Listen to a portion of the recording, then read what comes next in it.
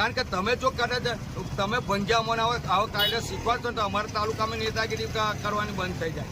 માટે આપ સાહેબને મારી જિલ્લા વિકાસ અધિકારી સાહેબ અને ગાંધીનગર બેઠેલા અધિકારી તેમજ પદાધિકારી મારી વિનંતી, મંત્રી સાહેબને મારી વિનંતી કે આમોદ તાલુકા પાસે સફાઈ કામદાર વાલ્મીકી સમાજના જે અશોકભાઈ ભૈલાલભાઈને જે છૂટા કરેલા એને દિન 2 મે જો કામ પર લેવામાં નહીં આવે તો ના છૂટ્યા મારે આમોદ તાલુકા પંચાયત કાર્યાલય સામે હડતાલ પર જવાની ફરજ પડશે અને ના છૂટ્યા મારે એફઆર એટ્રોસિટી કેસ બનાવીને એફઆર ભરવાની ફરજ પડશે જિલ્લા વિકાસ અધિકારી સાહેબ અને તાલુકા વિકાસ અધિકારી સાહેબ સામે. કારણ કે આ એક વાલ્મીકી સમાજનો ગરીબ માણસ છે અને તમારા કારા ધોરા કરવાના હોય, જે કરવાનું હોય અને જે કરતા હોય તેમે તમારે અમારે એક નાના માણસ સફાઈ કામદાર શા માટે તમે એનું શોષણ કરી રહ્યા છો, અત્યાચાર કરી રહ્યા છે.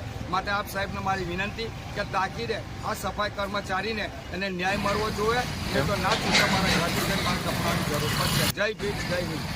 નમસ્કાર, હું તાલુકા વિકાસ અધિકારી જંબુસર તરીકે તાલુકા પંચાયત જંબુસરમાં ફરજ બજાવું છું. સાથે સાથે મારી પાસે તાલુકા પંચાયત આમોદનો બી ટીડીઓ તરીકેનો ચાર્જ છે.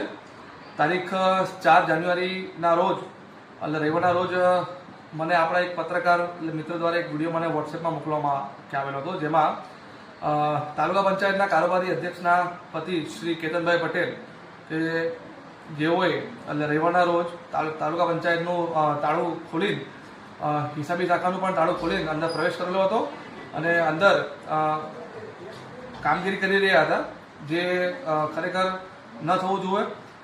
સરકારશ્રીના નિયમો પ્રમાણે આપણે રવિવારે જો કચેરી ખોલવાની થાય તો કચેરીના વડાની એટલે કે મારી પૂર્વ મંજૂરી લેવી પડે. હવે આ એક ગંભીર બાબત છે અને ગંભીર બાબતમાં સૌપ્રથમ તો તાલુકા પંચાયતના જે સ્વીપરની કામગીરી કરે છે, જેઓ તાલુકા પંચાયત સાફ સફાઈનું કામ કરે છે અને એમને ચાવીની કસ્ટડી આપવામાં આવેલી હતી. તેઓ પ્રાથમિક દ્રષ્ટિએ આમાં કે જવાબદાર જણાય છે.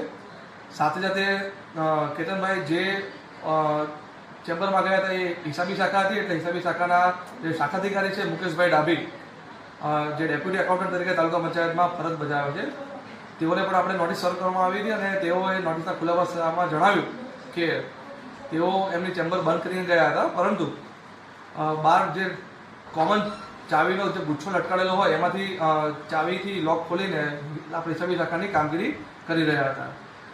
આ સાથે સાથે આપણે પંચાયત ધારાની કલમ 1993ની કલમ 30 અન્વયે જે પંચાયત પદાધિકારીની ગેરલાયકાતો છે એ સંદર્ભમાં માનનીય જિલ્લા વિકાસ અધિકારી સાહેબને પણ રિપોર્ટ કરવામાં આવ્યો છે. રિપોર્ટ જસ્ટ ગઈકાલે જ સાજુ કરવામાં આવ્યો છે. હવે આગળની જે કાર્યવાહી છે એ જિલ્લા પંચાયત કક્ષાએથી જે આપણા લેટેસ્ટ કેસ બહાર મળી છે કે જેમાં પંચાયતના પદાધિકારીની વિરુદ્ધ જે ડીડીઓ સાહેબના પાવર છે એ અંતર્ગત ચોક્કસ અહીંયા કાર્યવાહી કરવામાં આવશે.